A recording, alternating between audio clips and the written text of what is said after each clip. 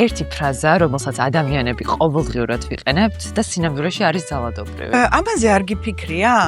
ყვირილი უფრო ძალადობრივია თუ დუმილი? ორივე. ყველაზე დიდი გაუგებრობა არაძალადობრივ კომუნიკაციაზე. საუკეთესო განზრახვებით ვაკეთე ყველაფერი. ფრაზა, რომელიც თითქმის ყველა კონფლიქტს ანეიტრალებს.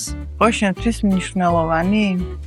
ტოქსიკურ გარემოში მუშაობს არაძალადობრივი კომუნიკაცია? როცა არაძალადობრივი ვარ, არ ვიცი რას ნიშნავს სიტყვა ტოქსიკური.